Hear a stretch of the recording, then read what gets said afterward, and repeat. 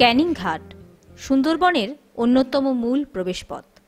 প্রতিদিন মাতলা নদী পেরিয়ে অসংখ্য মানুষের যাতায়াত। নানান প্রতিবন্ধকতার মধ্যে দিয়ে যুগের পর যুগ যাতায়াত করছেন যাত্রীরা।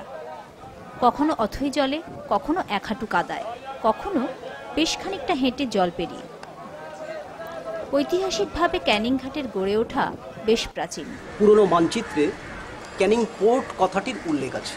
নৌবন্দর হিসাবে, জাহাজি বন্দর হিসাবে লর্ড ডালহাউসের সময় এখানে হুগলি দ্বিতীয় বন্দর, বিকল্প বন্দর হিসাবে গড়ে ওঠে।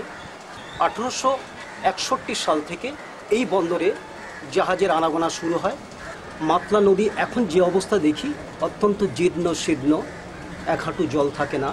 কিন্তু আজ থেকে আমরা 100-150 বছর যদি পিছিয়ে যাই তাহলে দেখব যে আজকের যেখানে জেটি ঘাট বা নৌকা ঘাট, এখানে একদম মাতলা নদীর একদম কুল পর্যন্ত 23 ফুট জল সবসময় দাঁড়িয়ে থাকতো এবং 30 ফুট ড্রাফটের জাহাজ 7 ফুট দূরত্ব থেকে মাল অনায়াসে খালাস করতে পারত।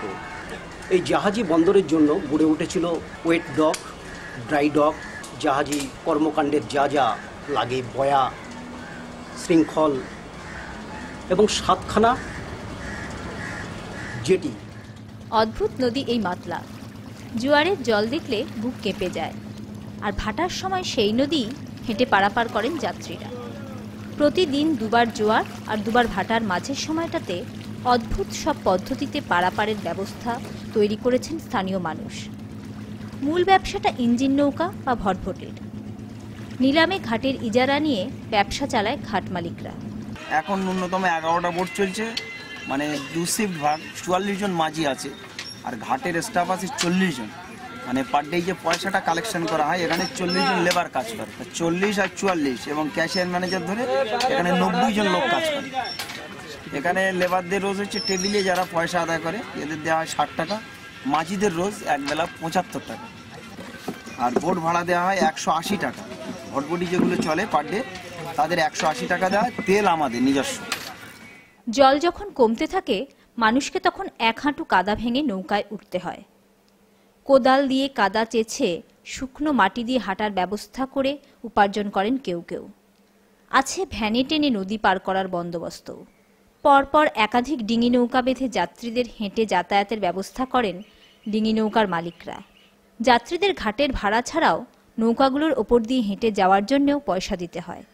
এই দেখুন এখন ভাটা হয়ে গেছে, এই কাদার উপর দিয়ে আসতে হচ্ছে। এখানে নৌকা রয়েছে, সাধারণ মানুষের পয়সা করে অভাব আছে, এখানে নৌকা দিয়ে এক্সট্রা ইনকাম করে নিচ্ছি। এই 6খানা নৌকার মধ্যে আমরা 1 টাকা করে নিই। মোট আমাদের 24খানা নৌকা, রাত 2টো থেকে চালাই সন্ধ্যে 6টা পর্যন্ত। তারপর থেকে রিয়া মাঝি পরে আমরা চালাই রাত 12টা পর্যন্ত।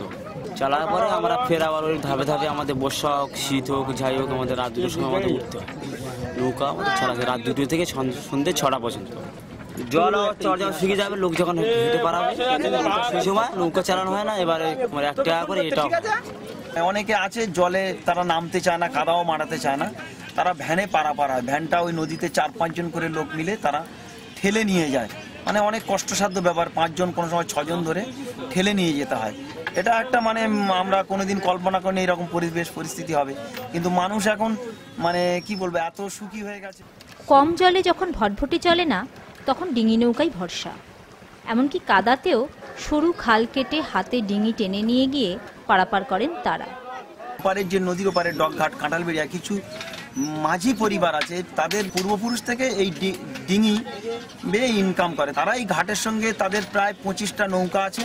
তারা 1 থেকে 150 লোক তারা ডেলি শিফট অনুযায়ী ভাগ করে ইনকাম করে। ঘাটে চালা তারা 2 টাকা নেয় পার করতে। সে ভাটার সময় হোক আর ফুল জোয়ারে তো তাদের ডিঙিতে কেউ যদি স্পেশাল ভাবে ওঠে তারা 2 টাকা করে নেয় এবং সেই টাকা দিয়ে তারা জীবিকা করে। তার বিনিময়ে তারা ঘাটে একটিও পয়সা দেয় না বা ঘাট থেকে এই নৌকা থেকে তাদের কিছু নেওয়া হয় না। গরিব মানুষ তো দিন খাই।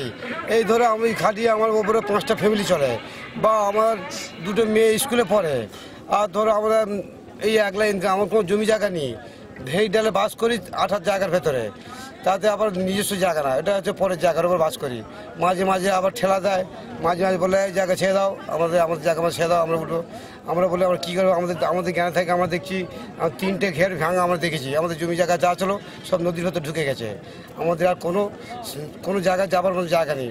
নিলামে প্রতি বছর ঘাটের ব্যবসার ছাড়পত্র পায় মালিকরা। এবছরই 31,20,000 টাকা জমা পড়েছে জেলা পরিষদে, কিন্তু সে টাকার একটা অংশ কখনো কাজে লাগানো হয়নি ঘাটের উন্নয়নের খাতে।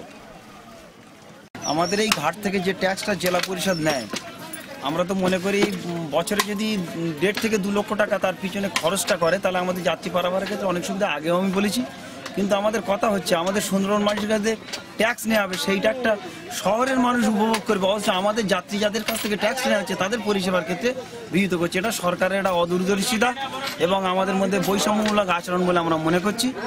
আমার কথা হচ্ছে অন্তত 2 লক্ষ টাকা খরচ করলে এই খালটা সংস্কার হয়ে গেলে বোটগুলো ভিতরে আসবে, যাত্রীরাও পারাবার ক্ষেত্রে অনেক সুবিধা হবে। এবং এই ক্যানিং বাজার থেকে এই পর্যন্ত আসতে গেলে 8 থেকে 9টা ইলেকট্রিক পোস্ট দিলে লাইট ব্যবস্থাটা হবে, সেক্ষেত্রে যাত্রীদের এই যে চুরি ছিনতাই ঘাটের ক্ষেত্রে অনেক সময় প্যাসেঞ্জার যাত্রীরা পারাবার হতে পারে, এখানে থাকতে পারবে, একটা যাত্রী নিবাস হলে থাকতে পারবে। দীর্ঘ চাহিদা, দীর্ঘ দাবি দেওয়া আর দীর্ঘ প্রত্যাশার পর টনক নড়েছে সরকারের। ব্রিজ নির্মাণের কাজ চলছে। ব্রিজ চালু হলে নদী পার হওয়ার সময় জল থাকা না থাকার নিত্যদিনের আতঙ্কে আর ভুগতে হবে না মানুষকে। ব্রিজটা বানাচ্ছে, ব্রিজটা বানালে হয়তো আপনার গোসাবা পর্যন্ত ডিরেক্ট হয়ে যাবে, মানুষের অনেক সুবিধা হবে। ব্রিজটা চাচ্ছি যত দ্রুত হয়, কারণ আমরা মালিক হলেও, মালিকের লোক হলেও আমরা চাচ্ছি যত দ্রুত ব্রিজটা হয়, কারণ এটা প্যাসেঞ্জারদের কাছ থেকে মানে আমরা ডেলি যারা পারাপার করি একটা যন্ত্রণা নদী। ব্রিজটা হয়ে গেলে মনে হচ্ছে জনগণের খুব সুবিধা হবে।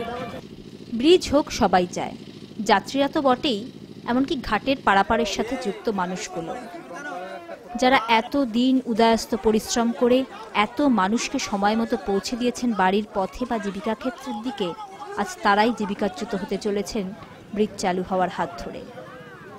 এরা কি করবেন? হাতড়ে বেড়াবেন বিকল্প জীবিকা? সরকার ব্যবস্থা করবে অন্য কোনো কাজের? নাকি আর 5টা উন্নয়নের উদ্বাস্তুর মতো হারিয়ে যাবেন অনিশ্চয়তার দুর্ভেদ্য অন্ধকারে? কি করবেন এরপর?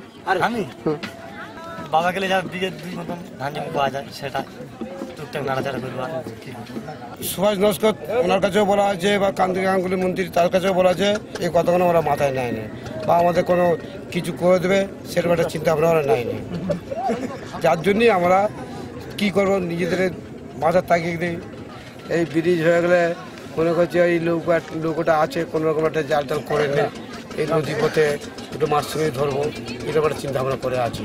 যে যাক বিঘেচারি করে চাষ করবো আর টুকটাক করে তার মানে ওই চাষবাস করবো আর খাবো দাবো। আর একটা ডিঙি আছে আমার, সেই ডিঙিটা মোটামুটি কোনো রকম 2-1খানা জাল তৈরি করবো, করে তার মানে আবার জঙ্গল মাছ ফাছ ধরবো, আবার ফের ক্যানিংয়ে নিয়ে আসবো, এইরকম একটা আইটেম করেছি। এই ছাড়া তো আর আমাদের পথ নেই, তার পথ আমাদের সব প্রায় সব মুছে গেছে, বুঝতে পেরেছেন।